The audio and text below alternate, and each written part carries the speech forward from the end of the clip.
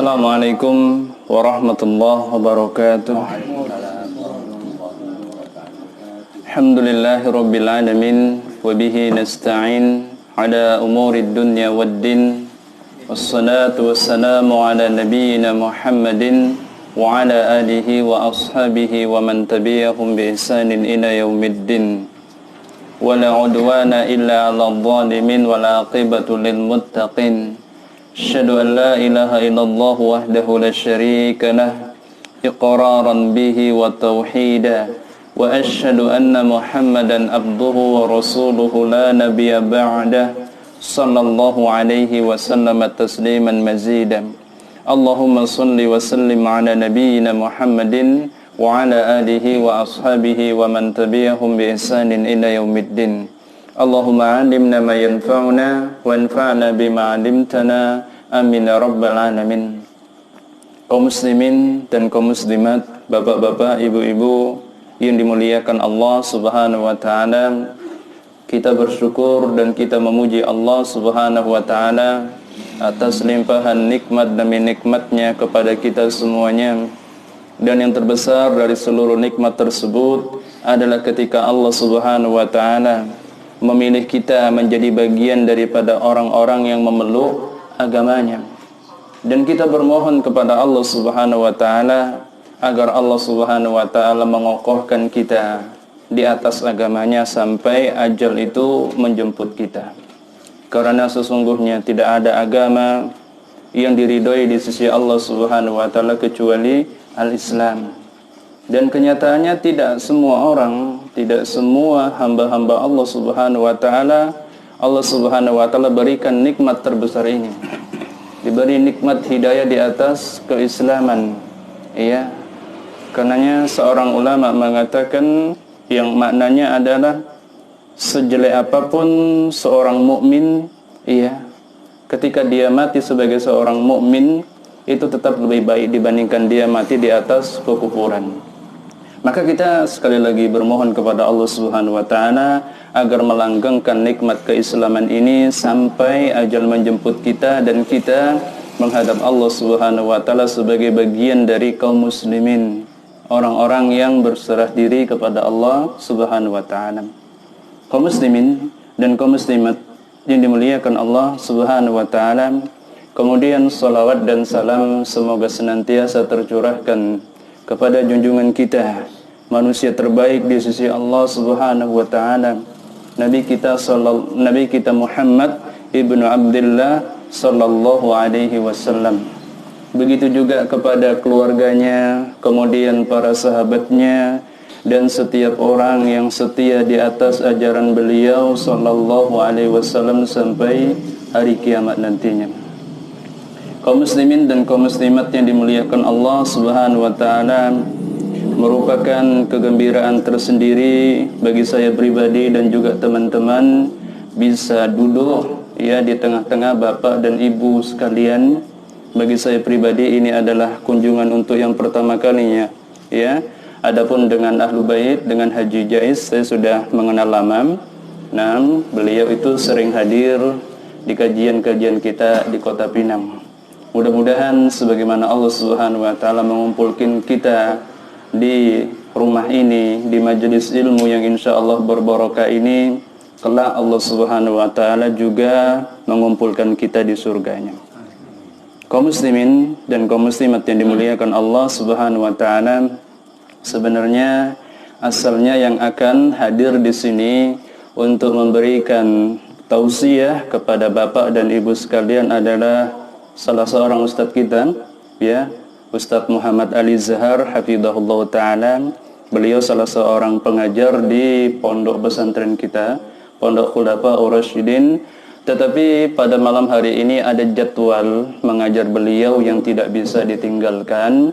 Karena itu ana diminta oleh beliau untuk menggantikan beliau hadir di tengah-tengah bapak-bapak dan ibu-ibu sekalian. Nah, maka ana juga berasal dari pesantren yang sama, dari Ustadz Ali Zahar, kita dari Pondok Pesantren Khulafaur Rasyidin. Kaum muslimin dan kaum muslimat yang dimuliakan Allah Subhanahu wa taala, kita semuanya menyadari dan meyakini bahwasanya kehidupan dunia ini bukanlah untuk selama-lamanya. Ya, kehidupan dunia ini bukanlah untuk selama-lamanya. Pasti dan pasti kehidupan ini akan berakhir dengan yang namanya kematian, cepat ataupun lambat. Kematian adalah akhir dari kehidupan kita seluruhnya. Mati itu sesuatu yang pasti. Ya, mati itu sesuatu yang pasti. Kematian itu tidak ada yang meragukan. Bahkan orang-orang kafir sekalipun. Karenanya Allah Subhanahu wa taala menamakan kematian itu dengan al-yaqin, dengan sesuatu yang meyakinkan, yang tidak ada padanya keraguan, sesuatu yang pasti. Sebagaimana firman Allah Subhanahu wa taala, wa'bud rabbaka hatta ta'tiyaka al-yaqin. Sembahlah Rabbmu, sembahlah Tuhanmu, sembahlah Allah Subhanahu wa taala sampai datang kepadamu al-yaqin, sampai datang kepadamu yang pasti datang. Iya, al-yaqin di sini adalah kematian. Iya, jadi kewajiban kita untuk beribadah kepada Allah Subhanahu wa taala itu sampai kapan? Sampai mati saja. Ya, sampai mati saja. Setelah kita mati tidak ada lagi, Pak, Bu, kewajiban untuk beribadah. Yang ada adalah balasan. Balasan dari amalan-amalan kita selama kita hidup di dunia. Dari kebaikan-kebaikan kita dan juga dari kejelekan-kejelekan kita. Nah, dari ayat yang mulia ini disimpulkan dua hal. Yang pertama, kita hidup di dunia ini untuk beribadah kepada Allah Subhanahu wa taala. Kewajiban kita untuk beribadah hanya sampai mati saja. Jadi nggak lama ya kan? Iya, kematian kan bukan sesuatu yang jauh. Ya, jadi bersabar di dalam mentaati Allah Subhanahu wa taala. Di dalam beribadah kepada Allah Subhanahu wa taala, karena tidak bakal lama, tidak akan lama, ya. Kewajiban ini dibebankan oleh Allah Subhanahu wa taala kepada kita sampai mati. Begitu kita mati, gugur sudah kewajiban untuk beribadah. Meskipun kita pasti bakal sangat-sangat menginginkan kalau kita hidup kembali dan bisa kembali beribadah kepada Allah Subhanahu wa taala. Tapi itu sudah tidak mungkin lagi. Setelah kematian, yang ada adalah balasan dari amalan-amalan kita selama kita hidup di dunia, dari kebaikan-kebaikan kita dan kejelekan-kejelekan kita. Yang jadi masalah adalah kemudian bahwasanya kematian itu bukanlah akhir dari segala-galanya. Ya, kematian itu bukan akhir dari segala-galanya, bahkan kematian itu adalah awal dari kehidupan kita yang sesungguhnya. Ya, kematian itu adalah awal dari kehidupan kita yang sesungguhnya. Yang jadi masalah kemudian adalah bahwasanya perjalanan setelah kematian itu bukan perjalanan yang mudah. Nah, perjalanan setelah kematian itu bukan perjalanan yang mudah. Perjalanan seorang hamba setelah kematiannya itu adalah perjalanan yang penuh dengan rintangan, penuh dengan cobaan, penuh dengan musibah-musibah. Dan sesungguhnya dalam kehidupan setelah kematian kita nantinya, baik dalam kehidupan di alam barzakh, di alam kubur, maupun kehidupan setelah kebangkitan dari kubur, itu tidak ada yang selamat. Hamba Allah Subhanahu wa taala itu tidak ada yang selamat, seluruhnya celaka, kecuali orang-orang yang mendapat keluasan rahmat Allah Subhanahu wa taala dari kalangan hamba-hambanya yang bertakwa. Iya. Maka karena kehidupan akhirat itulah kehidupan kita yang sesungguhnya, sebenarnya sudah menjadi sebuah keharusan kita banyak mengkaji, banyak melihat tentang apa yang bakal terjadi dan bakal kita alami di dalam kehidupan akhirat nantinya. Karena itulah kehidupan kita yang sesungguhnya. Suatu hari ada undangan rapat pondok di mana? Di Kubu. Ya, di Kubu. Karena saya tidak bisa hadir, saya utus seorang guru untuk hadir ke sana. Gurunya ini baru pulang dari Jawa. Tanya, Ustadz, Kubu itu di mana? Ya, di sebelah sana di pinggir pantai. Jalannya dari mana? Enggak tahu, saya belum pernah ke sana gitu kan. Iya, jadi gamang dia. Kenapa? Dia harus datang ke sebuah daerah yang belum pernah dia datangi. Bahkan jalannya sebelah mana pun tidak tahu. Saya yang ditanya juga tidak tahu kan begitu. Itu baru datang ke mana? Ke Kubu. Waalaikumsalam. Kubu itu masih di sana lah ya kan, masih dekat. Sementara yang bakal kita jalani nanti kehidupan di mana? Di alam barzakh. Kemudian di padang mahsyar. Ujung-ujungnya surga atau neraka. Ya, yang kita tidak tahu kondisinya seperti apa. Meskipun ada bocoran-bocoran kecil di Al-Quran, di Al-Hadis tentang kondisi surga, tentang kondisi neraka, tentang kondisi alam barzakh, tetapi sesungguhnya hakikat dari kehidupan akhirat itu tidak ada yang bisa membayangkannya ya. Nah, wa kullu ma khatara fil bali min akhwalil akhirati fahuwa bi khilafihi. Ini kaidah. Ini ketentuan, ini patokan. Segala sesuatu yang sempat terbayang di angan-angan kita, di benak kita tentang keadaan kehidupan akhirat, entah itu di alam barzah, di padang mahsyar, di surga dan di neraka, sesungguhnya keadaan aslinya tidak seperti itu. Ya, tidak seperti yang kita bayangkan. Karena kata para ulama, kehidupan akhirat, segala sesuatu yang terjadi di sana dan seluruh makhluk-makhluk akhirat itu, ya, itu la nadhira laha minal waqi al-masyhur fi hadhihi dunya. Ya, kejadian-kejadian akhirat dan makhluk-makhluk yang ada di akhirat seperti sirat, jembatan ya. Kemudian siksa neraka, adab neraka dan lain sebagainya, itu tidak ada bandingannya. Tidak ada padanannya dengan apa yang bisa kita saksikan di dalam kehidupan dunia. Nah, maka ya, sementara itulah perjalanan yang bakal kita hadapi. Itulah kehidupan kita yang sesungguhnya. Jadi banyak-banyaklah kita melihat kenyataan-kenyataan kehidupan akhirat yang bakal kita lalui satu persatu. Yang tadi sudah kita sebutkan, perjalanan kehidupan kita setelah kematian kita ini bukan perjalanan yang ringan. Bapak ibu saja kalau mau ke Medan itu banyak persiapannya kan, perbekalan ini dan itu. Ya, sementara apa? Sementara perjalanan kita dalam kehidupan akhirat itu perjalanan yang jauh lebih berat daripada itu semua. Kaum muslimin dan kaum muslimat yang dimuliakan Allah Subhanahu wa taala. Kenyataan pertama atau tahap pertama yang bakal kita hadapi setelah kematian kita, beberapa saat setelah kita dikubur oleh kerabat kita, seberapapun cintanya keluarga kita dan sahabat-sahabat kita kepada kita, ujung-ujungnya mereka bakal menguburkan kita juga. Iya kan? Iya. Jadi nggak ada itu cinta sehidup semati kemudian masuk kuburan bersama-sama, nggak ada itu dia. Gombal itu. Iya. Suaminya dikubur, istrinya dikubur, pulang dia ke rumah kan. Nah, kenyataannya setelah beberapa saat saja ya, beberapa saat saja setelah kita dikuburkan, nah kemudian keluarga kita meninggalkan kita, kita bakal menghadapi tahapan pertama, ronde pertama dalam kehidupan akhirat yang disebut dengan yang namanya fitnah kubur. Ya, fitnah kubur. Kalau dalam bahasa Indonesia yang namanya fitnah itu apa, Pak? Tuduhan palsu ya kan? Itu fitnah dalam bahasa Indonesia. Kalau dalam bahasa Arab yang namanya fitnah itu artinya bisa bermakna ujian, bisa bermakna musibah, bisa bermakna adab, bisa bermakna kejelekan. Segala sesuatu yang jelek-jelek itu namanya fitnah ya dalam bahasa Arab. Sedangkan yang dimaksud dengan fitnah kubur ya, fitnah kubur itu kalau fitnah itu tadi artinya adalah ujian, berarti kalau dikatakan fitnah kubur artinya adalah ujian di dalam kubur. Ini maknanya secara bahasa. Sementara menurut istilah syara', menurut istilah syar'i, menurut istilah agama, yang namanya fitnah kubur itu adalah Waalaikumsalam. Yang namanya fitnah kubur itu adalah su'alul malakaini lil mayyiti an rabbihi wa dinihi wa nabiyihi. Ya, ini yang namanya fitnah kubur. Ujian kubur itu adalah su'alul malakaini lil mayyiti.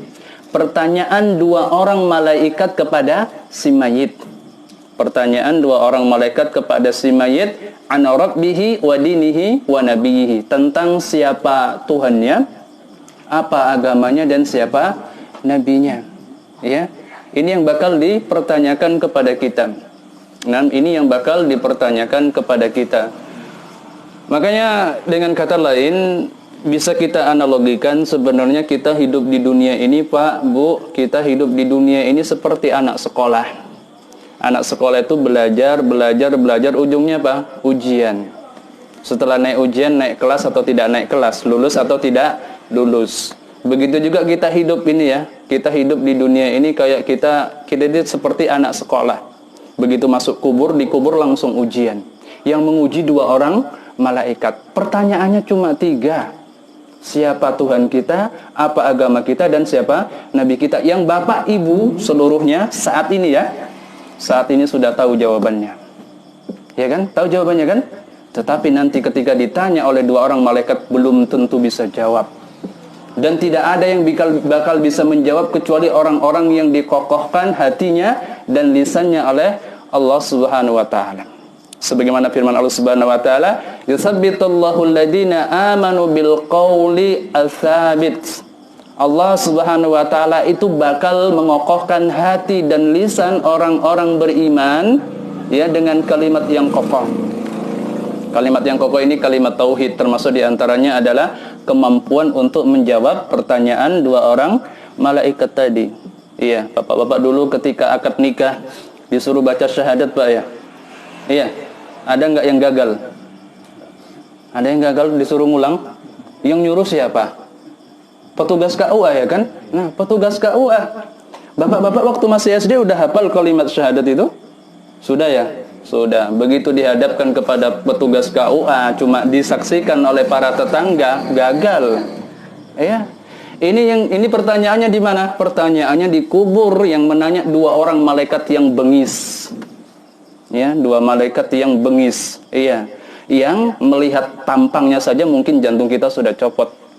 Nah, jantung kita sudah copot. Ada itu ya, penjahat tertangkap oleh polisi, diinterogasi, terkencing-kencing dia. Kenapa? Ketakutan yang luar biasa.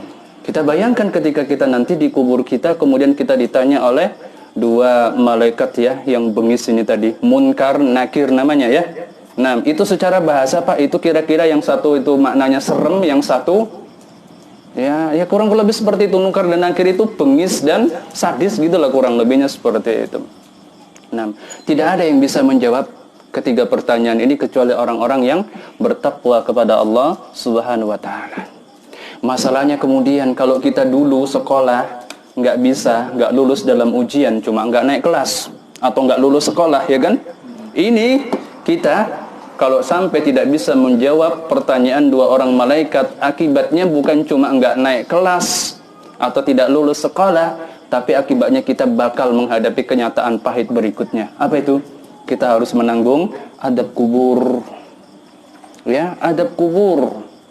Ini masih di kubur, nanti setelah dibangkitkan dari alam kubur, kita dikumpulkan di padang mahsyar, masih banyak rentetan adab-adab Allah Subhanahu wa taala yang lainnya. Maka orang yang bangkrut itu, Pak, Bu ya, orang yang bangkrut itu hidup 60 tahun, 70 tahun. Tak ubahnya dia sekolah 60 tahun, 70 tahun, mati, diuji, pertanyaannya 3, nggak bisa jawab. Ini celaka manusia yang seperti ini. Inilah bangkrut yang sesungguhnya. Sekolah 70 tahun tidak bisa menjawab. Sekolah 70 tahun tidak bisa menjawab ya 3 soal yang diajukan oleh 2 orang malaikat, dan akhirnya dia harus menanggung adab Allah Subhanahu wa taala di kuburnya, wa iyadzubillah. Kaum muslimin dan kaum muslimat yang dimuliakan Allah Subhanahu wa taala, di dalam hadis yang diriwayatkan oleh Imam Muslim dari sahabat yang mulia Asma bintu dari sahabiah yang mulia Asma bintu Abi Bakrin, semoga Allah meridhoinya, Nabi mengatakan, innahu qad uhiya ilayya annakum tuftanuna fi kuburikum misla fitnatid dajjal. Kata Nabi, innahu qad uhiya ilayya, sesungguhnya telah diwahyukan kepadaku.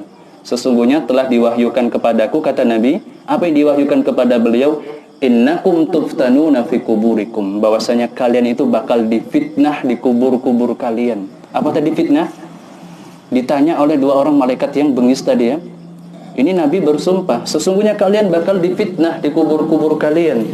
Misla fitnatid dajjal, yang kedahsyatan fitnah kubur itu sebanding dengan dahsyatnya fitnah dajjal. Jadi pertanyaan dua orang malaikat fitnah kubur ini bukan fitnah yang ringan. Ini bukan ujian yang ringan. Kata Nabi SAW, dahsyatnya fitnah kubur itu sebanding dengan dahsyatnya fitnah Dajjal. Kalau fitnah Dajjal belum tentu, ya, tidak semua orang bakal mendapatinya, ya kan? Tidak semua orang bakal mendapatinya. Kita juga belum tentu, ya, bakal mendapati masa-masa fitnah Dajjal. Mudah-mudahan nggak jumpa lah kita, ya. Nah, tidak semua orang bakal menghadapi fitnah Dajjal. Akan tetapi setiap orang bakal menghadapi fitnah kubur, kecuali orang-orang yang dikecualikan seperti syuhada dan yang lainnya, ya.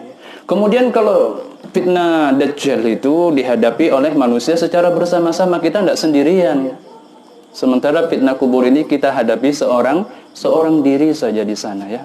Seorang diri saja di sana. Nah, Nabi mengatakan, innahu qad uhiya ilayya annakum tuftanuna fi kuburikum misla fitnatid Dajjal. Sesungguhnya kalian pasti bakal difitnah di kubur-kubur kalian dengan sebuah fitnah yang dahsyatnya sebanding dengan fitnah Dajjal.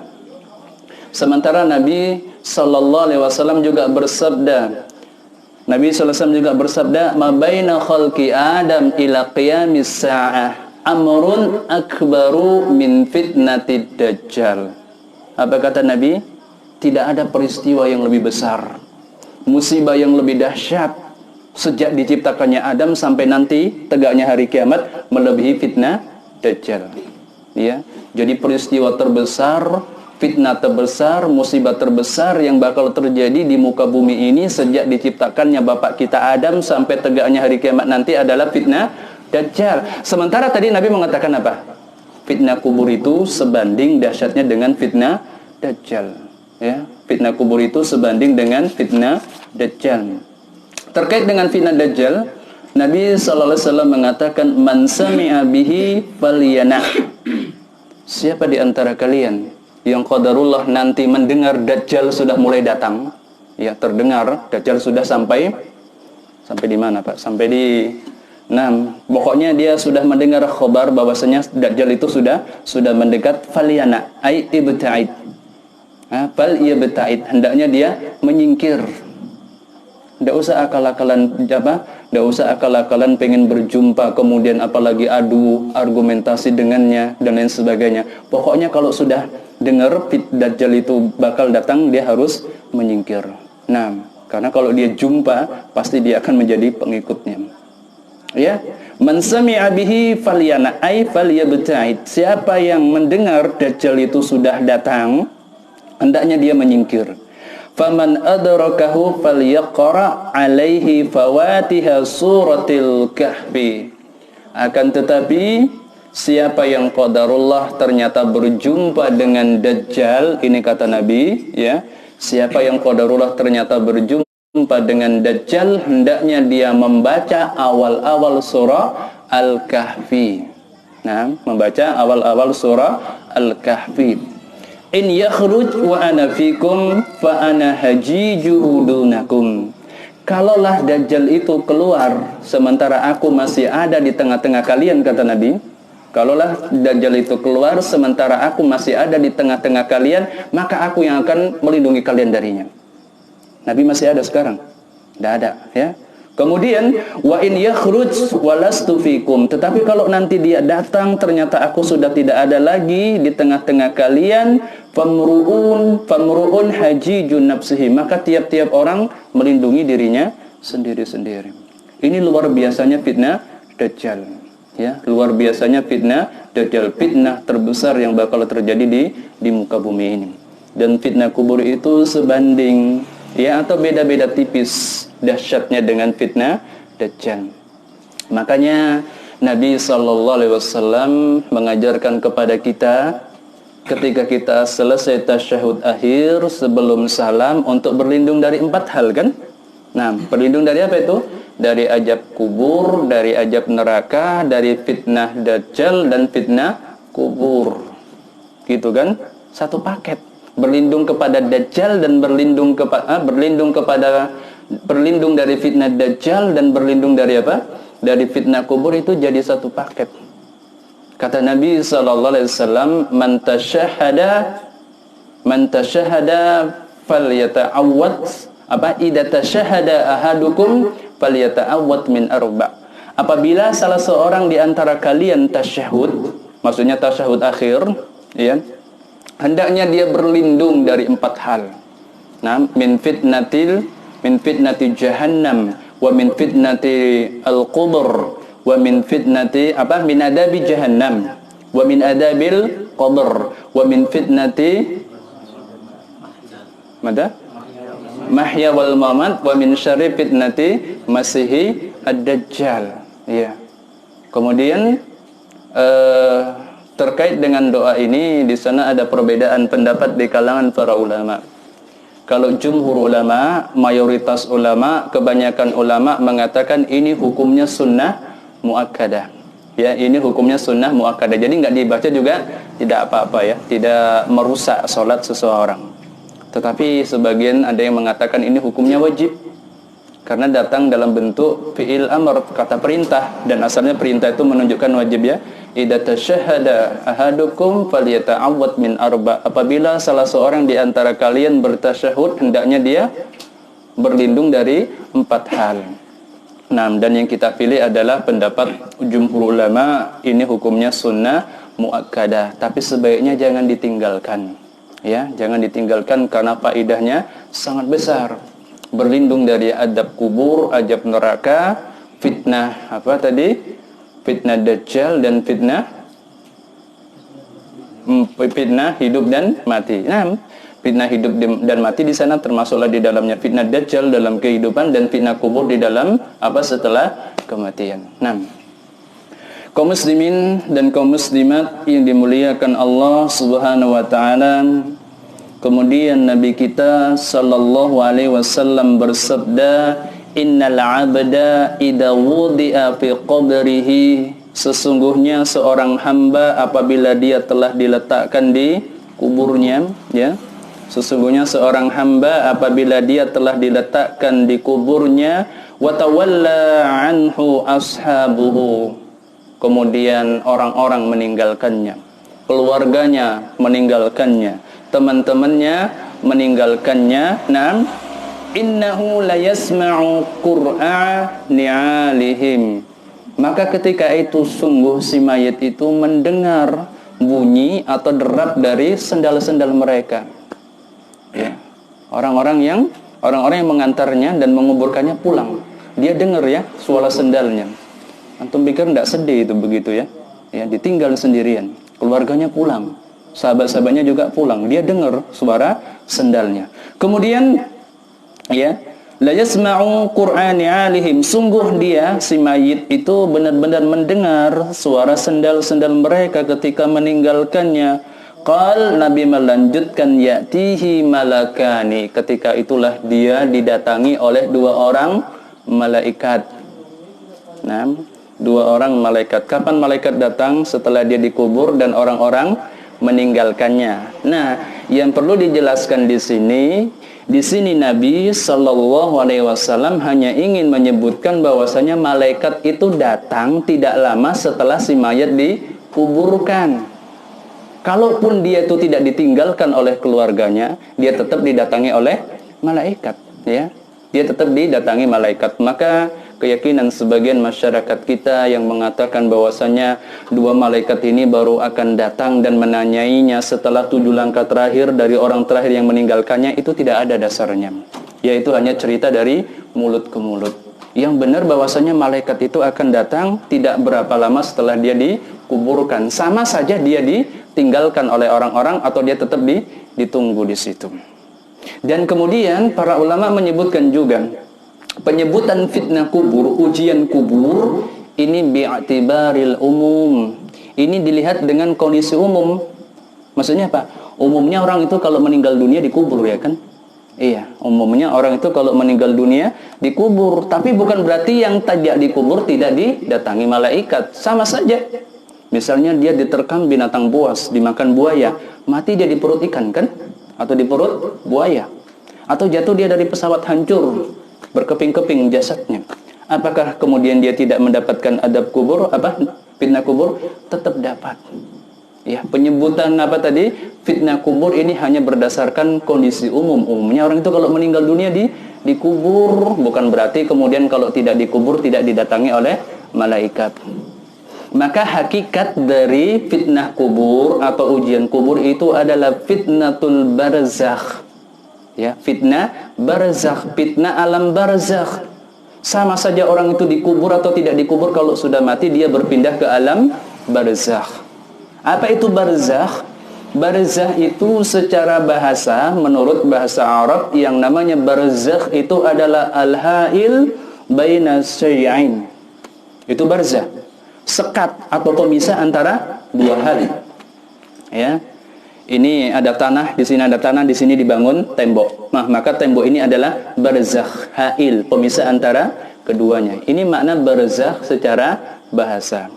Sementara menurut istilah syara', ya, yang namanya barzakh menurut istilah syara', menurut istilah agama, yang namanya barzakh ini adalah al-hayah bainal maut ilal ba'ts.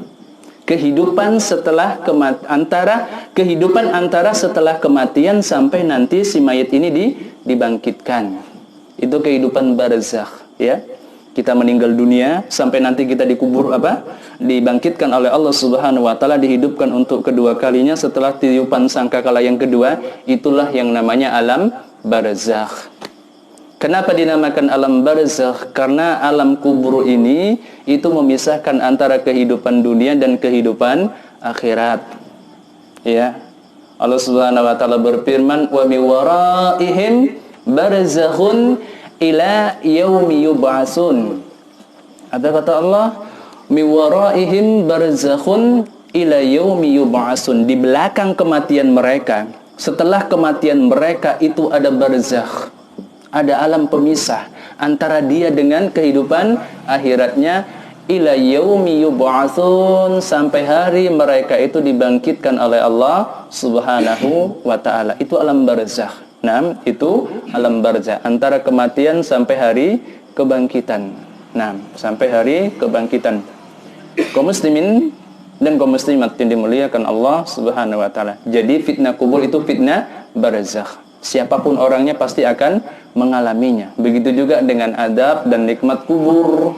Maksudnya adalah adab dan nikmat di alam barzakh. Meskipun seseorang itu tidak dikuburkan setelah kematiannya. Nah, kemudian ya'tihi malakani fayuqaidanihi. Nah, fayuqaidani. Kemudian si mayat ini tadi didatangi oleh dua orang malaikat, itulah Munkar dan Nakir. Nah, keduanya mendudukkan si mayit. Si mayit diapakan? Didudukkan. Muat itu kuburnya dia didudukkan. Hah? Bukan kubur yang di situ ya. Dia itu didudukkan di mana? Di kuburnya di barzakh, bukan di tanah yang kita gali. Nah, jadi kalau nanti kuburnya itu disempitkan sampai tulang rusuknya seperti ini, ya kan? Atau kuburnya itu diluaskan sepanjang matanya memandang, itu bukan kubur yang kita gali. Kubur yang kita gali tetap seperti itu. Ya, kalau diluaskan sejauh mata memandang kan gusur temennya itu. Kalau itu kubur yang ada di dunia yang kita gali, itu di dunia. Kubur yang bakal menjadi tempat tinggalnya yang sesungguhnya, ya, itu adalah kuburan yang ada di alam barzakh. Nah, maka kemudian si mayat ini didudukkan oleh kedua orang malaikat tadi. Nah, kemudian fayuqalu lahu, maka ditanyakan kepada si mayit, marabbuk wa madinuk wa manabiyuk. Ya, siapa Tuhanmu? Apa agamamu dan siapa nabimu? Ya. Siapa Tuhanmu, apa agamamu dan siapa nabimu? Nah, kemudian fayaqul al-mu'min. Ketika itu orang-orang beriman, jadi pertanyaannya cuma 3. Pertanyaannya cuma 3. Adapun kalau ada yang mengatakan ditanya siapa imammu, itu enggak ada ya. Enggak ada. Saya dulu waktu masih SD itu diajari sama gurunya. Ya, guru SD kelas 1 itu katanya nanti itu ditanya siapa Tuhanmu, jawabnya Allah. Apa agamamu? Islam. Apa nabimu? Muhammad. Kalau ditanya siapa imammu? Imam Syafi'i, gitu ya. Antum ada yang diajari begitu? Enggak. Iya, anak dulu diajari seperti itu. Dan nanti kalau Imam Syafi'i ditanya, dia jawab apa? Dan qadarullah, dan waktu itu saya sekelas dengan anaknya Pak Mudin. Tahu Pak Mudin ya? Imam di masjid kampung itu. Iya.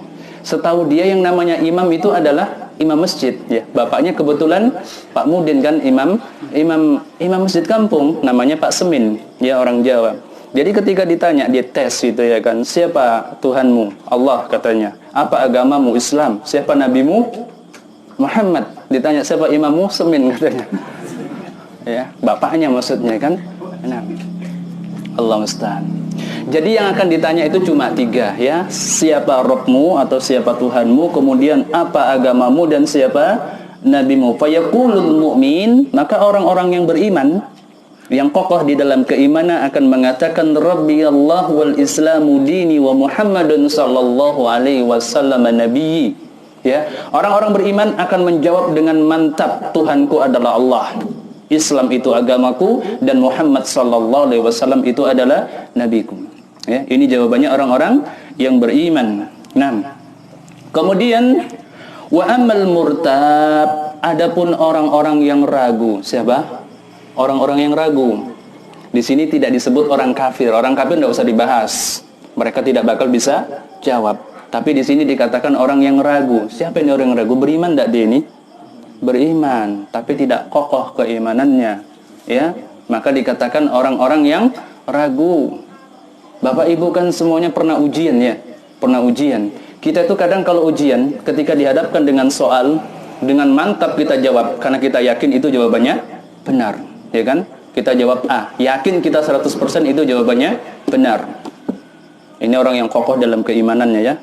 Kemudian kadangkala kita tidak tahu sama sekali mana jawabannya yang benar. Tidak tahu mana yang benar, tidak tahu mana yang salah.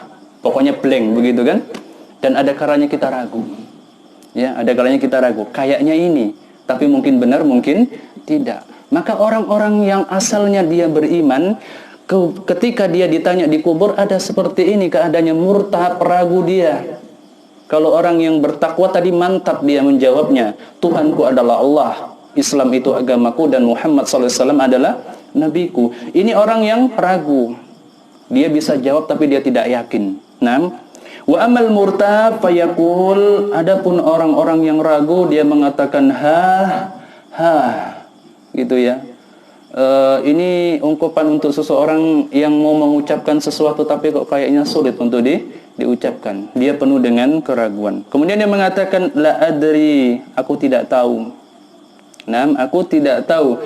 Sami'tun nas yaquluna syai'a faqultuhu. Aku hanya dengar orang-orang mengatakan demikian, maka aku pun mengatakannya. Ya, yang aku tahu dulu orang-orang mengatakan kalau Tuhan itu Allah, kalau agama yang benar itu Islam, kalau Nabi itu adalah Muhammad sallallahu alaihi wasallam. Tahu dia jawabannya, tapi dia tidak menjawab dengan kekokohan hatinya. Jawaban yang seperti ini tidak diterima. Ya, jawaban seperti ini tidak diterima. Dia dinyatakan tidak lulus dalam ujiannya. Kemudian apa yang terjadi? Fayudrabu bimirzabatin min hadidin. Kemudian setelah itu dia dipukul dengan palu.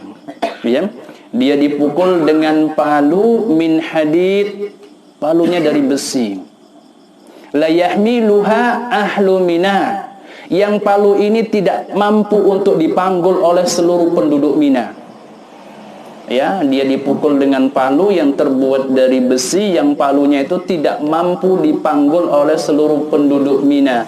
Fayasihu sayhatan yasma'uha kullu syai'in illa thaqalain. Kemudian dia berteriak, dia menjerit sejadi-jadinya. Fayasihu sayhatan, dia menjerit ya sejadi-jadinya. Yasma'uha kullu syai'in, ya, man fil ardi ila thaqalain.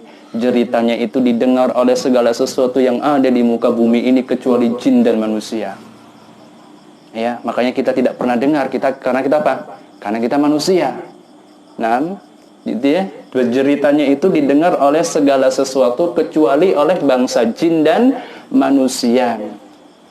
Kata Al-Imam Ibnu Utsaimin rahimahullah di dalam Syarah Al-Aqidah Al-Wasithiyah, Ini jeritan penghuni kubur ketika dipukul oleh malaikat ini bukan jeritan yang biasa. Tasaqata bihal qulub, kata beliau. Seandainya jeritan itu didengar oleh anak manusia, copot ini jantungnya.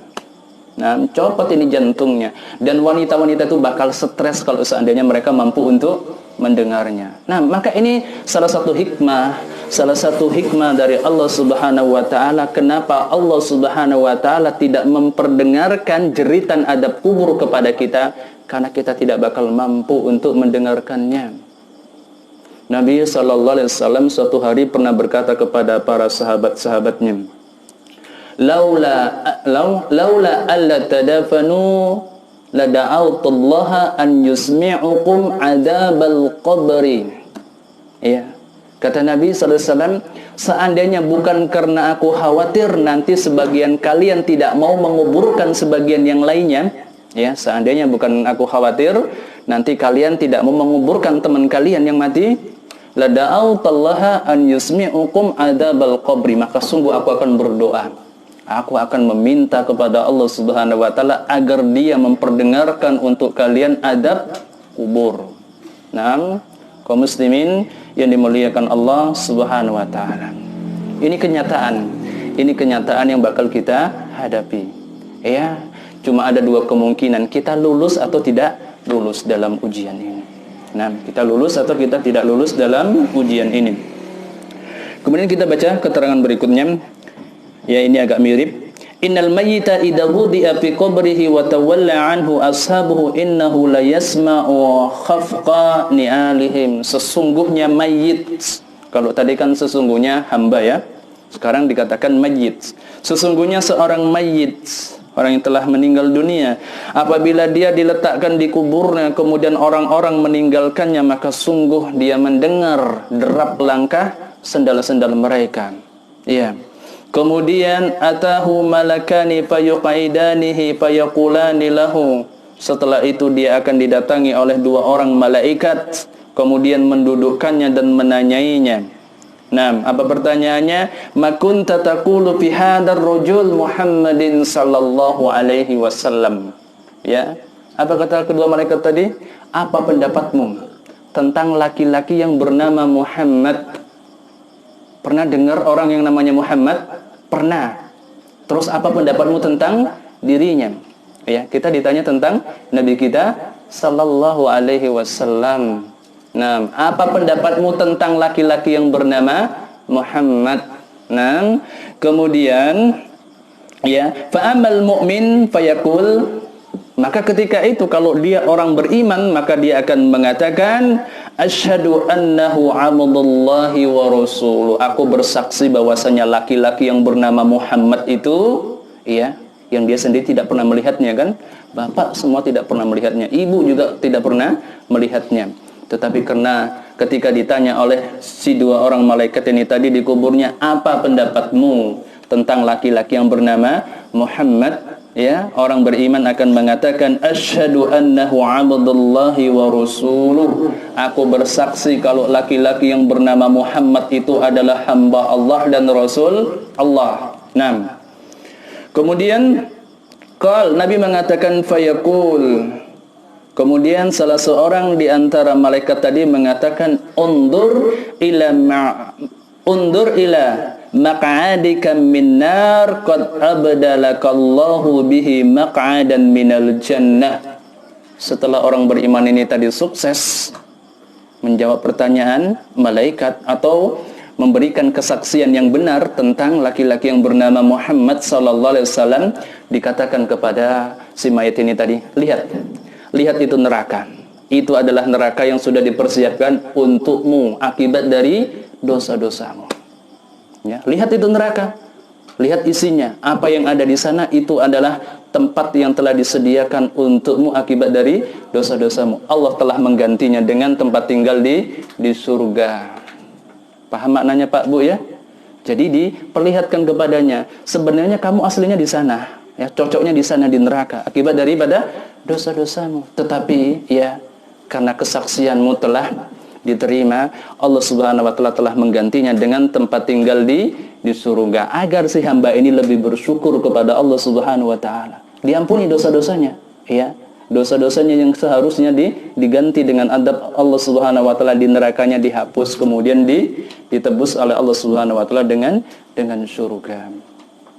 Kaum muslimin dan kaum muslimat yang dimuliakan Allah Subhanahu wa taala, apa yang akan menjadi sebab kita bisa memberikan kesaksian sedemikian bagusnya tentang Nabi kita sallallahu alaihi wasallam adalah kesetiaan kita kepada beliau sallallahu alaihi wasallam, pengagungan kita kepada beliau sallallahu alaihi wasallam, tamasuk kita terhadap sunnah beliau sallallahu alaihi wasallam. Adapun kalau sekedar mengaku-ngaku cinta kepada Nabi, orang itu kalau Islam katanya pasti ngaku cinta kepada Nabi, tetapi pengakuan ini tidak akan ada manfaatnya. Yang akan ada manfaatnya, yang akan membuat dia mampu memberikan kesaksian tentang Nabi kita sallallahu alaihi wasallam dengan kesaksian yang benar di hadapan dua orang malaikat adalah sejauh mana dia itu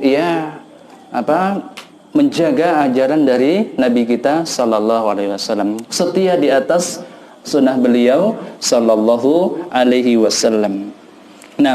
Kemudian Nabi mengatakan fayarahuma jami'a. Kemudian si hamba ini tadi benar-benar melihat keduanya. Setelah dia melihat neraka, dia melihat surganya Allah Subhanahu wa taala. Allah telah membebaskannya dari ancaman adab neraka. Kaum muslimin dan kaum muslimat yang dimuliakan Allah Subhanahu wa taala. Itu siapa tadi? Orang beriman. Sekarang wa amal kafir wal munafiq.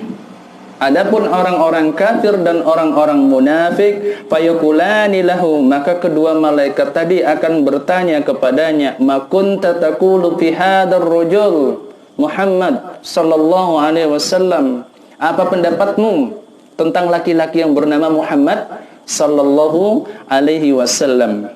Fayaqul, maka si mayit mengatakan la adri. Kuntu aqulu ma yaqulun nas. Aku tidak tahu. Aku hanya mengatakan seperti apa yang dikatakan oleh orang-orang. Ya, kata orang, Nabi kita Muhammad, ya aku ngatakan gitu juga. Ya. Kuntu aqulu ma yaqulun nas. Aku sekedar mengatakan apa yang dikatakan oleh orang-orang. Ikut-ikutan saja. Ikut-ikutan saja. Sekedar tahu kalau Nabi itu adalah Muhammad sallallahu alaihi wasallam, tanpa tahu apa haknya terhadap kita dan tanpa menunaikan hak-hak beliau sallallahu alaihi wasallam. Kemudian dikatakan kepadanya, fayuqulani lahu, dua orang malaikat tadi mengatakan la daraita wa matalita. La daraita, engkau memang tidak tahu dan engkau tidak pernah cari tahu. Engkau tidak mau belajar, engkau tidak pernah membaca. La daraita wa la talita. Engkau memang tidak tahu dan engkau tidak membaca, engkau tidak belajar. Engkau tidak tafaqquh fid din, berupaya untuk memahami agamamu, mengenali nabimu. Apa hakmu terhadapnya dan apa haknya terhadap dirimu. Kemudian summa yudrabu bimatariq min hadid baina udhunaihi. Kemudian setelah itu dia dipukul dengan apa tadi? Dengan palu di antara kedua telinganya. Kalau di antara kedua telinganya berarti yang dipukul apanya? Wajahnya kan? Maka kemudian dia dipukul di antara kedua telinganya. Fayasihu sayhatan yasma'uha man 'alaiha. Kemudian dia berteriak dengan teriakan yang luar biasa dan didengar oleh segala sesuatu yang ada padanya. Maksudnya ada sesuatu yang ada di muka bumi ini. Illa saqalain, kecuali bangsa jin dan manusia. Kaum muslimin dan kaum muslimat yang dimuliakan Allah Subhanahu wa taala. Kemudian Nabi sallallahu alaihi wasallam juga bersabda di dalam hadis yang diriwayatkan oleh Imam Bukhari dari sahabat yang mulia Barra ibnu Azib radhiyallahu anhu. Nabi mengatakan al-muslimu idza su'ila fi qabrihi, seorang muslim, seorang mukmin, seorang yang bertakwa, apabila dia nanti ditanya oleh kedua malaikat di kuburnya, syahida alla ilaha illallah wa anna muhammadar rasulullah, dia akan bersaksi di hadapan kedua malaikat tersebut bahwasanya tidak ada ilah, tidak ada sesembahan yang hak kecuali Allah, dan bahwasanya Muhammad adalah Rasul Allah. Fadzalika qauluhu ta'ala. Itulah makna dari firman Allah Subhanahu wa taala, yutsabbitullahu alladhina amanu bil qawli tsabiti fil hayatid dunya wa fil akhirah. Kata Nabi, inilah makna dari firman Allah Subhanahu wa taala, yutsabbitullahu alladhina amanu bil qawli tsabit. Allah Subhanahu wa taala akan mengokohkan orang-orang yang beriman dengan perkataan yang kokoh dalam kehidupan dunia dan dalam kehidupan akhirat, ya. Kemudian Syekh Ibnu Utsaimin mengatakan al-qaul as-sabit huwa tauhid. Perkataan yang kokoh itu adalah tauhid. Ya, dalam kehidupan dunia ini dia tahu makna dari kalimat la ilaha illallah dan dia hidup di atas prinsip-prinsip la ilaha illallah. Dia tidak menjerumuskan dirinya di dalam kemusyrikan. Dia tidak mempersekutukan Allah Subhanahu wa taala. Kemudian di akhir hayatnya kalimat yang terakhir terucap dari lisannya adalah kalimat tauhid la ilaha illallah. Ya, ucapan la ilaha illallah ini adalah tanda terbesar, tanda teragung dari tanda-tanda husnul khatimah. Kata Nabi sallallahu alaihi wasallam, "Man akhira kalamihi la ilaha illallah dakhalal jannah." Siapa yang akhir dari ucapannya sebelum kematiannya, yang terakhir terucap dari lisannya adalah la ilaha illallah, dakhalal jannah, pasti dia masuk surga. Dakhala ini kalau dalam bahasa Arab kan fi'il madi kan? Fi'il madi aslinya untuk apa? Sesuatu yang sudah terjadi. Lah ini dia sudah masuk surga? Belum kan? Nah, maka di sana ada kaidah. Kalau kejadian-kejadian alam akhirat pakai fi'il madi, kata kerja bentuk lampau ini untuk taukid, untuk menguatkan. Maka ketika Nabi mengatakan man akhira kalamihi la ilaha illallah dakhalal jannah, siapa yang akhir dari ucapannya adalah la ilaha illallah dakhalal jannah, maksudnya pasti masuk surga. Ya. Ini makna firman Allah Subhanahu wa taala. Orang-orang yang beriman itu dikokohkan oleh Allah Subhanahu wa taala dengan kalimat yang kokoh, yaitu kalimat tauhid. Dia paham makna la ilaha illallah. Dia mentauhidkan Allah dan dia tidak menjerumuskan diri di dalam kemusyrikan. Ya, kemudian akhir yang dia ucapkan sebelum kematiannya adalah juga kalimat tauhid, kalimat la ilaha illallah. Naam, kalimat la ilaha illallah. Makanya Nabi berpesan kepada kaum muslimin, laqinu mautakum la ilaha illallah. Ya. Bimbinglah orang-orang yang sedang berada dalam tekanan sakaratul maut dengan kalimat la ilaha illallah. Nah, karena orang itu kalau dalam tekanan sakaratul maut, setan datang dari kanan kiri berupaya agar ini orang meninggal dunia dalam keadaan su'ul khatimah. Kalau bisa jangan mengucapkan kalimat syahadat, kalau bisa malah mencaci Allah Subhanahu wa taala. Ada kan orang seperti itu kan? Mau meninggal dunia, anaknya datang dimaki, semuanya dimaki, bahkan Allah juga dimaki. Nah, itu memang usaha setan seperti itu. Orang itu kalau dalam tekanan sakaratul maut diupayakan mati dalam keadaan yang jelek. Maka kita diwasiatkan oleh Nabi kalau ada orang yang mendekati kematian untuk membimbingnya mengucapkan kalimat la ilaha illallah. Malam kemarin malam Minggu saya kan kajian di Simbang Kanan. HP nonaktif. Ternyata ada panggilan dari Bagan Batu dari paket B, ya. Dari paket B mau tanya, di sana ada orang yang ya gimana ya, KTP-nya Islam, tapi tidak pernah sholat. Dia pengikut aliran kejawen, agama tradisional orang Jawa, ya kan? Ya kalau kemana-mana tidak pakai sendal, ya. Kemudian sholatnya cuma sekali, itu pun menghadap ke timur. Nah, jadi ketika ini kakek ini dalam tekanan sakaratul maut, datang keluarganya ke teman, ya, ke teman. Tolonglah siapa ini, kakek kami dibimbing untuk apa? Untuk mengucapkan kalimat la ilaha illallah. Saya dihubungi nggak bisa kan, kemudian besoknya baru cerita. Terus gimana? Ya udah meninggal, Ustaz. Keadaannya gimana? Ya gitu. Tidak ada kalimat tauhid yang keluar dari lisannya. Nah, dan ada kisah suatu hari Nabi sallallahu alaihi wasallam menjenguk anak muda dari kalangan orang-orang Yahudi, ya, pemuda Yahudi yang pernah menjadi pembantu Rasulullah sallallahu alaihi wasallam. Pemuda ini sedang sakit keras dalam tekanan sakaratul maut, Ya, kemudian Nabi menawarkan kepadanya keislaman. Aslim, masuk Islamlah engkau. Ya, kemudian pemuda ini tadi ngelihat bapaknya yang ada di sampingnya.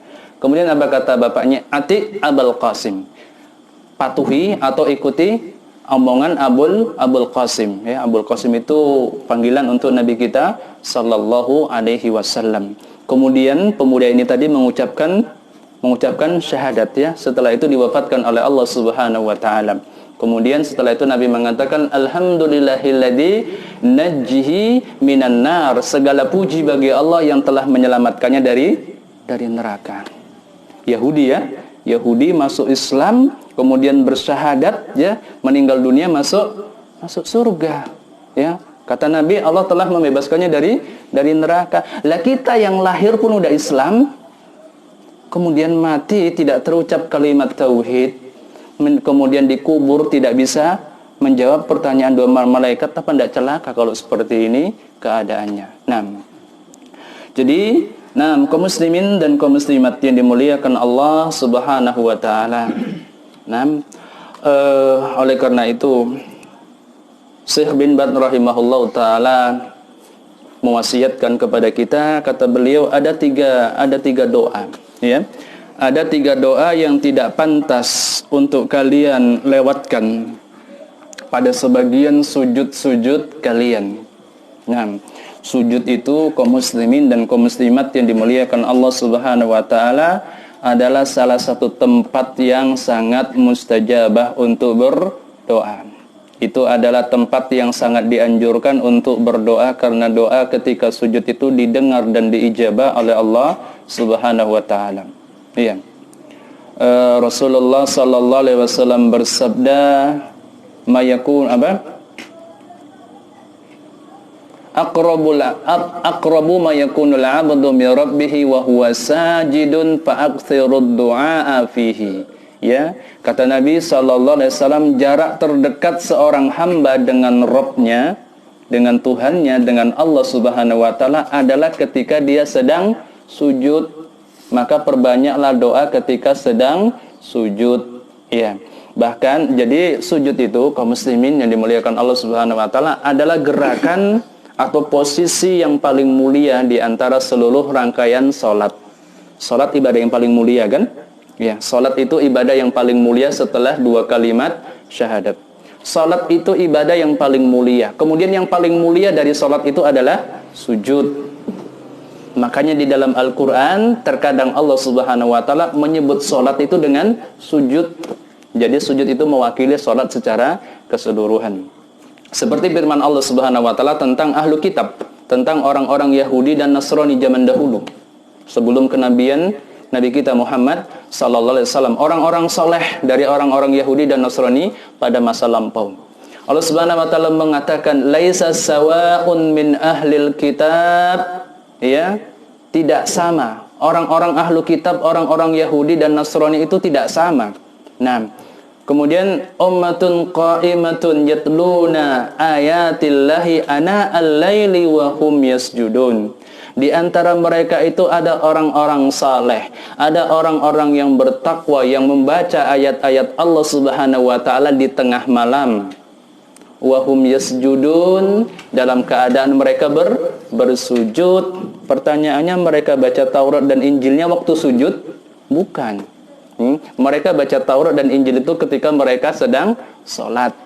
Ya, jadi di dalam ayat yang mulia ini Allah Subhanahu wa taala menamai sholat dengan sujud. Menamai sholat dengan sujud. Ya. Syekh bin Baz rahimahullah mengatakan ada 3 doa yang tidak pantas untuk kalian lewatkan pada sebagian sujud-sujud kalian. Maksudnya sepantasnya pada sebagian sujud-sujud kalian berdoa dengan 3 doa ini. Yang pertama kata beliau adalah doa Allahumma inni as'aluka husnal khatimah. Ya Allah, sesungguhnya aku meminta kepadamu husnul khatimah, ya, akhir kehidupan yang baik. Ini yang pertama. Kemudian yang kedua, Allahumma rizukni taubatan nasuhatan qablal maut. Ya Allah, anugerahkanlah kepadaku taubat nasuha sebelum kematian.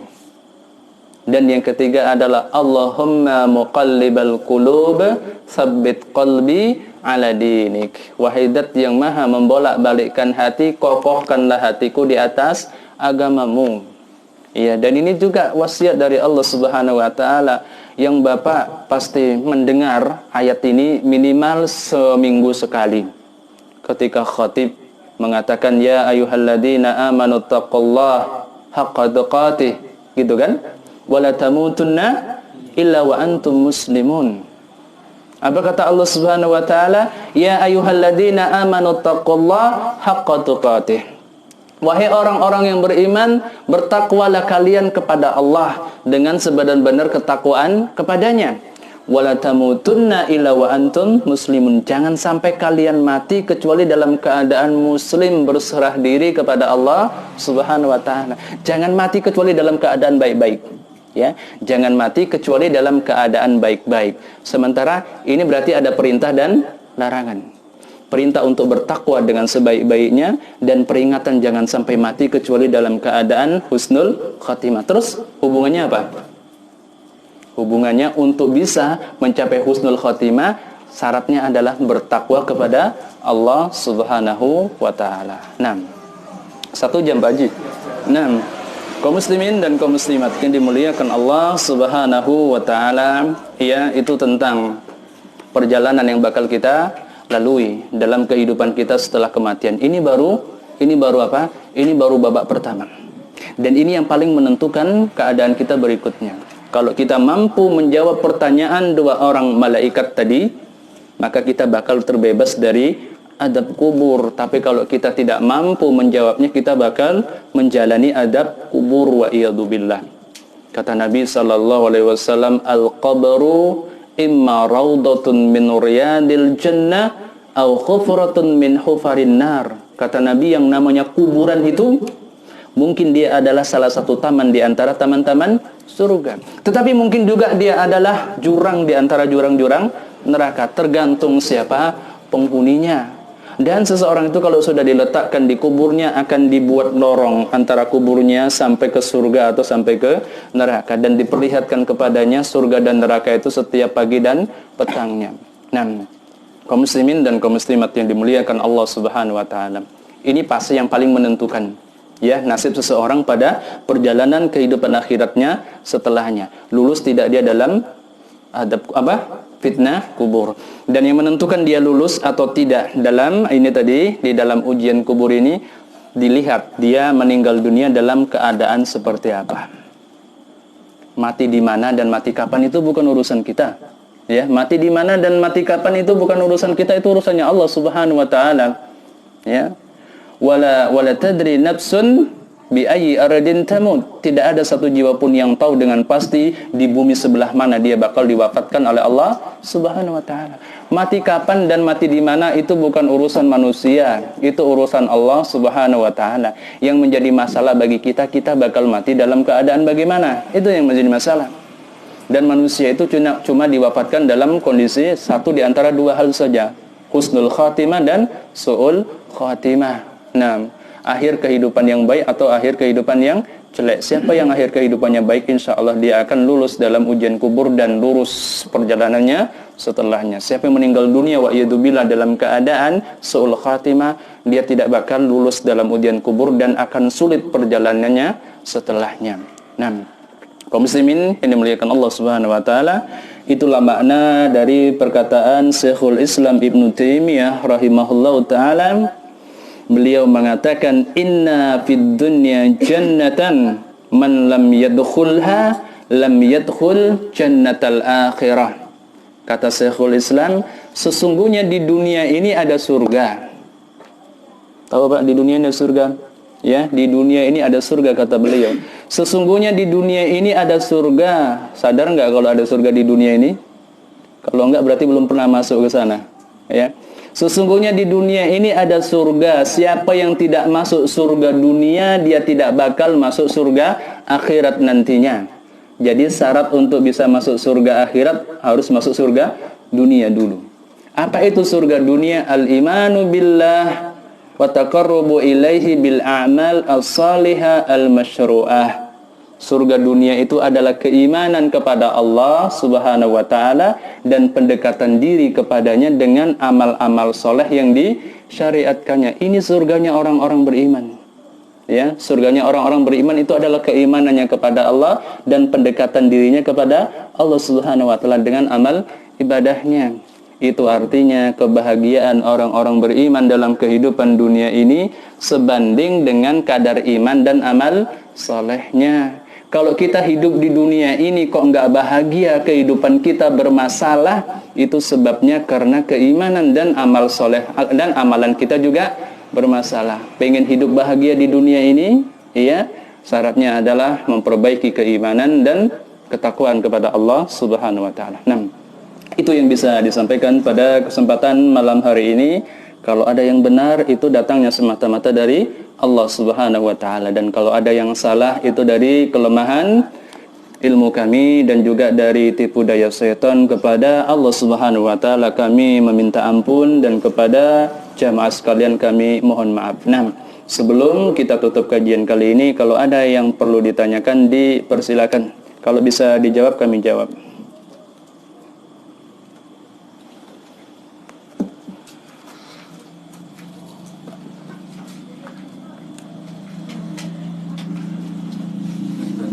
Iya Pak.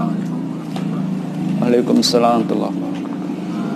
Sering kita lihat di konser itu kadang matinya tersenyum, dan ada pula kuburan yang udah digali beberapa tahun itu mayatnya utuh dan wangi. Apakah itu termasuk pertanda husnul khotimah atau bagaimana, Ustaz? Iya. Mayat tersenyum itu tidak selalu bermakna bahwasanya seseorang itu mati dalam keadaan husnul khatimah. Karena kalau itu kita jadikan dalil mutlak, itu adalah tanda husnul khatimah. Orang-orang kafir dan orang-orang fajir ada yang seperti itu keadaannya, ya kan? Nah, lagi pula tidak ada dalil yang secara tegas mengatakan senyum ketika meninggal dunia itu adalah tanda husnul khatimah. Ya, tanda husnul khotimah itu banyak. Kalau tidak salah ada sekitar 18. Ya, sebagaimana dijelaskan oleh Al-Imam Al-Albani di dalam Ahkamul Janaiz, dan di sana tidak ada disebutkan senyum ketika meninggal dunia itu adalah tanda husnul khotimah. Nah, kemudian mengenai jasad yang tidak dimakan oleh tanah, ya, mengenai jasad yang tidak dimakan oleh tanah, itu yang ada jaminannya dari Allah dan dari Rasulnya. Jasad yang tidak bakal dimakan oleh tanah hanya jasadnya para nabi. Jasadnya para nabi sebagai pemuliaan kepada mereka. Jasad para nabi itu tidak bakal dimakan oleh tanah. Kemudian adapun jasad para syuhada, ya, jasad para syuhada di sana ada perbedaan pendapat di kalangan para ulama, ya. Apakah jasadnya para syuhada itu dimakan oleh tanah atau tidak? Nah, jadi yang ada jaminan dengan dalil yang sangat sahih, jasad yang tidak bakal dimakan tanah hanya jasadnya para nabi, para anbiya. Untuk para syuhada di sana masih ada perbedaan pendapat di kalangan para ulama. Perbedaan pendapat ini bermula dari itu tadi. Ini hadis yang mengatakan jasad para syuhada itu tidak dimakan tanah, sahih atau tidak. Iya, yang mengatakan ini hadisnya sahih berarti jasad para syuhada tidak dimakan tanah. Kalau yang mengatakan apa? Tidak sahih berarti tidak ada jaminan. Meskipun masih ada kemungkinan jasad mereka tidak dimakan oleh tanah. Nah, kemudian ada kabar-kabar yang berkembang di kalangan sebagian kaum muslimin, dibawakan juga dalilnya, katanya salah satu syarat agar jasad tidak dimakan tanah. Nah, ini juga pernah ditanyakan kepada kami, ya, oleh ibu-ibu di kajian di Masjid Raudhah. Katanya para penghafal Al-Quran jasadnya tidak dimakan oleh tanah. Sampai ada ibu-ibu tanya, Ustadz, apa kiatnya biar jasad kita tidak dimakan tanah? Untuk apa, Bu? Itu malah berbahaya. Orang-orang tahu ibu penghafal Al-Quran, jasad tidak dimakan tanah, nanti dibongkar loh. Anda bilang seperti itu, ya. Nah, tidak ada itu dalilnya. Dan adapun dalil-dalil yang dibawakan itu tidak sahih penyandarannya sampai kepada Nabi Sallallahu Alaihi Wasallam. Ya, yang ada adalah kisah tentang jasadnya Umar Ibn Al-Khattab. Ketika dinding Masjid Nabawi itu rubuh, ya, dan dinding Masjid Nabi itu kan bersambung dengan rumahnya Nabi dahulu, ya, rumahnya Aisyah radhiyallahu anha. Ketika dinding itu rubuh, ketika hendak dibangun lagi, mereka menggali, ada ada tangan ini. Tangan tidak dimakan oleh tanah. Kemudian orang-orang berbeda pendapat. Ini tangan siapa? Ada yang mengatakan itu tangannya Nabi sallallahu alaihi wasallam. Tetapi setelah diteliti itu adalah tangannya Umar ibn al-Khattab radhiyallahu anhu. Jadi sampai hari itu jasadnya Umar belum dimakan oleh tanah. Kemudian Al-Imam Ibn Al-Qayyim mengatakan sampai hari itu benar.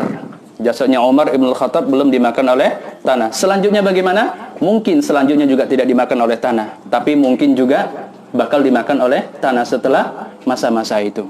Karena yang ada jaminan jasad itu tidak dimakan oleh tanah hanya jasadnya para nabi. Maka kaum muslimin yang dimuliakan Allah Subhanahu wa taala, ulama-ulama yang membahas masalah jasad-jasad yang tidak dimakan oleh tanah, kalau itu jasadnya para nabi jelas itu adalah penghormatan bagi mereka. Ya, dari Allah Subhanahu wa taala. Dan kalau itu jasadnya Umar Ibn Khattab, anggaplah sampai sekarang pun jasadnya Umar itu tidak dimakan oleh tanah, maka yang menjadi dalil kemuliaan Umar Ibn Khattab sudah cukup. Umar Ibn Khattab adalah manusia paling mulia kedua di umat ini setelah Abu Bakar As-Siddiq. Adapun kalau itu jasad yang tidak dimakan oleh tanah bukan dari kalangan orang-orang saleh, itu bukan kemuliaan tapi istidraj. Bumi tidak mau menerimanya. Itu justru aib. Ya, aib kalau jasad itu tidak dimakan oleh tanah. Nah, adapun kalau jasadnya Umar tidak dimakan oleh tanah, jelas itu karena kemuliaannya.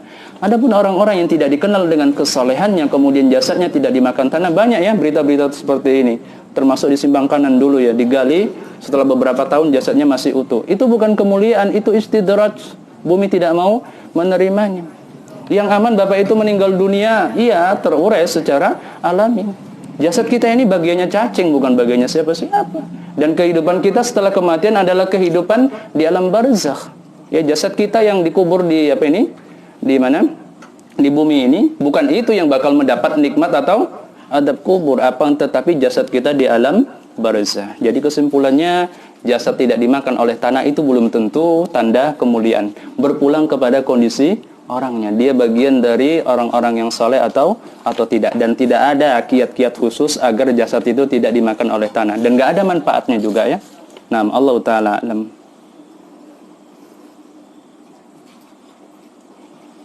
Bismillahirrahmanirrahim. Assalamualaikum warahmatullahi wabarakatuh. Bagaimana cara mengajari saudara kita hendak meninggal dunia? Apakah harus berulang-ulang? Iya. Mentalkin itu bahasa kita mendikte. Dengan bahasa yang santun, dengan yang lembut, ya jangan bentak-bentak, jangan keras-keras. Ya, ini orang dalam tekanan sakaratul maut. Sakarat itu berasal dari kata syakarah. Syakarah itu susah. Kalau sakaratul maut itu artinya kesusahan-kesusahan yang dialami oleh seseorang sebelum kematiannya. Ya, dibimbing dengan lembut dan sambil didoakan agar dia mudah untuk mengucapkannya. Karena dia nanti bakal mengikuti ucapan kita atau tidak, itu bergantung kepada pertolongan Allah Subhanahu wa taala, bukan pandainya kita membimbing dia mengucapkan kalimat tersebut. Jadi doakan dia agar bisa mengucapkan kalimat tauhid dan bimbing dia dengan lembut, diulang, dibisikkan ya. Dibisikkan, bukan teriak-teriak di sana. Ngucap gitu ya. Dibisikkan Pak ya. Nah, dibisikkan. Jangan malah dibuat dia menjadi panik. Dia sendiri sudah panik ya. Jadi dibisikkan dengan lembut sambil didoakan agar dia dimudahkan oleh Allah Subhanahu wa taala mengucapkan kalimat tauhid. Sudah, Pak? Iya, Pak. Silakan, Pak. Assalamualaikum warahmatullahi wabarakatuh. Waalaikumsalam warahmatullahi wabarakatuh. Ustaz yang hormat, yang akan saya tanyakan begini.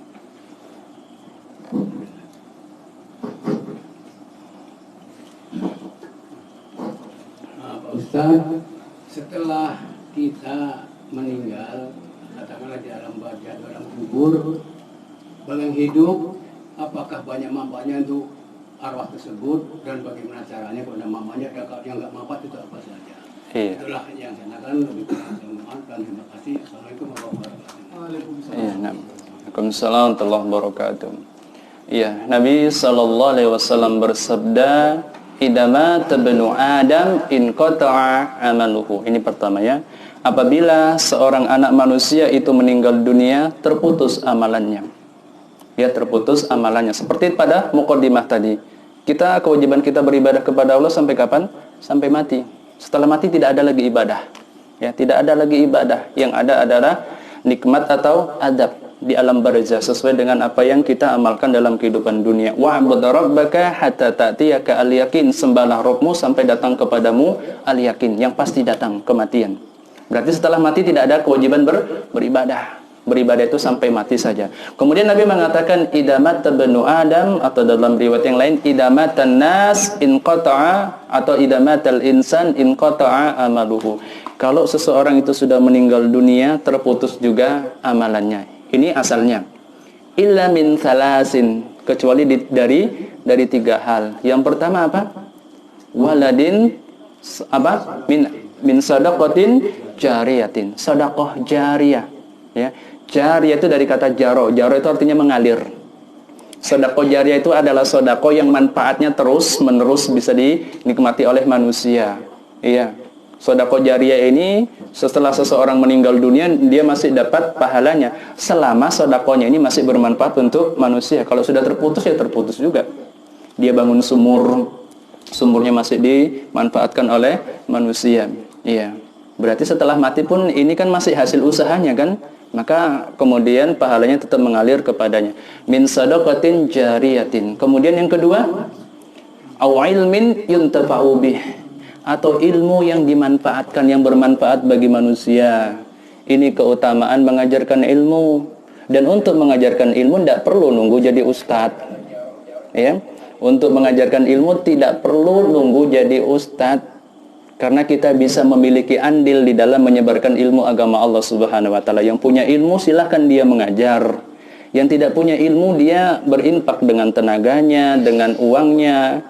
Ia menyekolahkan anak-anak untuk belajar di pesantren misalnya, atau membagi buku-buku agama, menjadi panitia kajian. Yang penting dia menjadi wasilah, perantara sampainya ilmu agama ini kepada anak manusia. Berarti dia telah mengajarkan ilmu kepada mereka. Dan yang paling layak untuk kita ajari itu adalah keluarga kita sendiri, anak istri kita. Ku anfusakum wa ahlikum nara. Jagalah diri-diri kalian dan keluarga kalian dari api neraka. Jadi yang namanya mengajarkan ilmu tidak usah nunggu jadi ustaz. Kita sebagai kepala keluarga memiliki kewajiban mendidik anak istri kita, ya, untuk bisa mengenal agama Allah Subhanahu wa taala. Dan yang terakhir adalah waladin solihin yud'ulah, anak yang soleh yang senantiasa mendoakannya, ya, anak yang soleh yang senantiasa mendoakannya. Allah Subhanahu wa taala berfirman, walaisa lil insani illa ma sa'a. Manusia itu tidak bakal dapat apa-apa kecuali apa yang telah diupayakannya. Itu tadi sedekah jariyah, dia masih dapat pahalanya kan, memang masih ada manfaatnya untuk manusia, dan itu usahanya kan. Nah, jadi dia masih tetap panen walaupun dia sudah meninggal dunia. Juga begitu, ilmu yang dia ajarkan masih memberi manfaat kepada manusia, dia dapat bagiannya. Begitu juga dengan anak yang di sini anak disebut dengan kata-kata saleh, karena kesolehan itu salah satu sebab doa itu lebih didengar oleh Allah Subhanahu wa taala. Begitu juga dengan amal soleh anak-anak kita itu, orang tua dan anak itu berserikat di dalam pahala selama mereka itu sama-sama beriman. Anak kita sholat, kita dapat bagiannya. Nabi SAW mengatakan ketika menafsirkan firman Allah Subhanahu wa taala, walaisa lil insani illa ma sa'a. Manusia itu tidak bakal dapat apa-apa kecuali apa yang telah diupayakannya. Wal waladu min atyabi kasbil ab. Anak itu hasil terbaik dari jeripayah orang tua. Bapak-bapak punya banyak jeripayah. Ada rumah, ada ladang, ada kendaraan, ada tabungan, iya. Tapi yang terbaik dari seluruh hasil upaya kita adalah anak kita. Anak kita itu bagus atau jelek, itulah hasil jerih kita yang terbaik. Dan kita adalah jeripayah Kita adalah hasil terbaik dari jeripayah orang tua kita. Makanya kita sebagai anak berupaya bisa memberikan manfaat kepada orang tua kita. Karena dari sekian banyak jeripayah orang tua kita, kitalah hasil terbaiknya.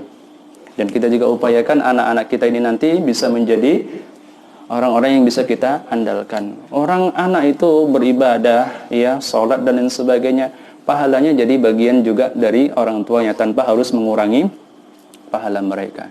Ini 3 ladang amal jariyah ya yang akan tetap mengalir kepada seseorang setelah wafatnya. Nah, maka kita berupaya untuk memiliki itu sehingga ketika kematian sudah mendatangi kita, kemudian kita sudah tidak lagi bisa beribadah kepada Allah Subhanahu wa taala, kita masih tetap mendapat kiriman pahala ya dari amal jariyah kita. Yang namanya bangkrut itu kaum muslimin dan kaum muslimat adalah ketika kita sudah di kuburan. Ketika kita sudah di kuburan, kemudian berlaru kita sudah berada di kuburan, matahari terbit sampai tenggelam sampai terbit lagi, tidak ada doa yang terucap dari anak-anak kita untuk kita. Itulah bangkrut yang sesungguhnya. Jangan sampai kita seperti itu. Dan kalau kita tidak ingin seperti itu, kita juga jangan seperti itu. Senantiasalah kita mendoakan orang tua kita. Sebagian tabi'in mengatakan man da'a li walidayhi khamsa marratin fil yaumi 'alal aqal faqad adda haqqahuma. Siapa yang mendoakan orang tuanya minimal 5 kali dalam sehari dan semalam, maka seolah-olah dia telah menunaikan seluruh hak dari kedua orang tuanya. Ini ya, untuk berbakti kepada orang tua tidak susah. Doakan mereka 5 kali, maka seolah kita telah menunaikan seluruh hak-haknya. Apa dalilnya? Dalilnya Allah Subhanahu wa taala berfirman, "Washkurli wali walidaika." Bersyukurlah engkau kepadaku, kata Allah. Dan berterima kasihlah engkau kepada kedua orang tuamu. Wa syukrullahi bi an yusalliya khamsa marratin fil yaumi 'alal aqal. Bersyukur kepada Allah itu adalah engkau salat 5 waktu, setidak-tidaknya engkau salat 5 waktu dalam sehari semalam. Dan begitu pula bersyukur kepada orang tua, engkau doakan mereka minimal 5 kali dalam sehari dan semalam. Gampang ya? Jadi doakan orang tua jangan nunggu meninggal dunia. Orang anak yang soleh itu senantiasa mendoakan orang tuanya ya dalam berbagai kesempatan, dalam waktu-waktu yang mustajabah, termasuk di dalam sujud-sujud mereka. Iya. Ada lagi? Boleh lagi Pak Ustaz? Iya Pak. Silakan Pak. Ini Pak, yang selama ini kita lihat dan pernah juga mengikuti, ada di sana kata doa-doa. Dan ini kebanyakan di masyarakat kan dia kerjakan Pak, beramai-ramai gitu Pak. Iya. Amalan tertentu. Ini bagaimana Pak? Yang pertama, kalau doanya itu dari anaknya, itu sangat bermanfaat, sangat-sangat bermanfaat ya. Iya, karena tadi anak itu adalah jeripaya orang tua. Kemudian kalau itu dari orang lain juga bermanfaat. Ya, doa juga bermanfaat. Kita dianjurkan untuk mendoakan kaum muslimin yang kita kenal maupun tidak, yang sudah meninggal dunia maupun masih yang hidup. Nabi SAW mengatakan manda alil muslim, atau maknanya begini ya, anak agak sulit baca teksnya malam ini. Siapa yang mendoakan kaum muslimin dan kaum muslimat, maka dicatat satu kebaikan untuk setiap muslim dan muslimah yang dia doakan. Ya, kita kan dianjurkan untuk mendoakan kaum muslimin tanpa kita perlu mengenalnya. Allahumma ighfir lil muslimin wal muslimat mu'minin wal mu'minat al ahya minhum wal amwat innaka sami'un qaribun mujibu da'wat wa yaqadiyal hajat. Ya, Allahumma ighfir lil muslimin wal muslimat. Ya Allah, ampunilah orang-orang beriman laki-laki maupun perempuan. Muslim laki-laki dan muslim perempuan, mukmin laki-laki dan mukmin perempuan yang masih hidup dan sudah meninggal dunia. Innaka sami'un qaribun mujibu da'wat. Sesungguhnya engkau adalah zat yang maha mendengar, maha dekat ya, yang mengabulkan doa-doa. Wa yaqadiyal hajat, wahai zat yang menunaikan hajat-hajat. Iya, jadi kita dianjurkan ya untuk mendoakan kaum muslimin. Iya, setelah selesai sholat atau dimanapun, karena untuk setiap muslim yang kita doakan kita dapat satu pahala. Dan Nabi SAW mengatakan da'watul muslimi li akhihi bil dhahri ghaibihi mustajabatun. Doa seorang muslim untuk saudaranya sesama muslim itu mustajabah. Itu didengar dan dikabulkan oleh Allah Subhanahu wa taala. Kenapa? Nam inda ra'sihi malakun muwakkalun, karena di sisinya ada seorang malaikat yang diutus. Kullama da'a li akhihi bi khairin, setiap kali dia mendoakan saudaranya seiman dengan kebaikan, qala al malak al muwakkal amin walaka bimislin. Malaikat yang ada di dekatnya mengatakan amin, dan untukmu yang semisalnya. Ini doa seorang muslim untuk saudara yang sesama muslim tanpa sepengetahuannya, itu doa mustajabah. Kenapa? Yang mengaminkan malaikat, ya, yang mengaminkan malaikat, hamba Allah yang dekat kepada Allah, yang tidak pernah bermaksiat kepada Allah. Dan dia sendiri didoakan oleh siapa? Malaikat. Terus yang lebih beruntung siapa? Yang lebih beruntung yang mendoakan atau yang didoakan? Yang mendoakan. Yang didoakan tadi doanya mustajabah karena diaminkan oleh malaikat. Dia sendiri didoakan langsung oleh malaikat. Nah, hanya saja kalau doa itu kemudian ditentukan waktunya, ya, kemudian dalam acara-acara tertentu, itu sekedar kebiasaan. Ya, itu sekedar bahasa kita apa? Adat yang berjalan pada sebagian kaum muslimin, ya. Itu kebiasaan saja, itu bukan kewajiban syariat, ya. Itu tidak diperintahkan oleh Allah Subhanahu wa taala dan Rasulnya, itu kebiasaan saja. Asalnya mendoakan kaum muslimin itu disyariatkan. Nah, doa muslimin itu bermanfaat untuk muslim yang lainnya. Allah taala alam. Ada lagi, Pak? Banyak. Ini setelah ini sudah, ya. Silakan, Pak. Waalaikumsalam warahmatullahi wabarakatuh. Kembali kepada hadis tentang apabila anak-anak telah meninggal dunia, maka terputuslah semua amalnya kecuali 3. Iya. Yang mau anak tanyakan yang menyangkut tentang ilmu yang bermanfaat, Ustaz. Iya. Apakah di situ hanya ilmu agama saja atau bahkan termasuk juga ilmu keduniaan, Ustaz? Iya. Itu aja, Pak. Nah, Waalaikumsalam warahmatullahi wabarakatuh. Ilmu di situ umum, termasuk ilmu dunia juga, ya. Tetapi pahala yang Bapak dapatkan kalau mengajarkan ilmu dunia sekedar manfaat dunia yang dia dapatkan. Bapak punya punya pengetahuan yang bagus tentang bercocok tanam, ya kan?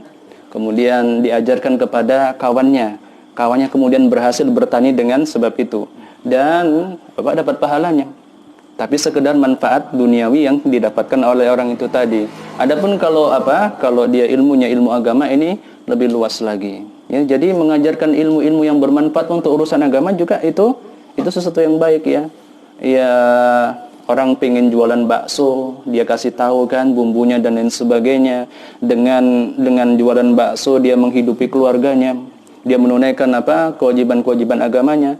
Itu kebaikan baginya, Bapak dapat pahalanya. Tetapi yang lebih besar pahalanya kalau kita mengajarkan ilmu agama Allah Subhanahu wa taala. Nah, silakan, Pak, terakhir, Pak. Assalamualaikum warahmatullahi wabarakatuh. Waalaikumsalam warahmatullahi wabarakatuh.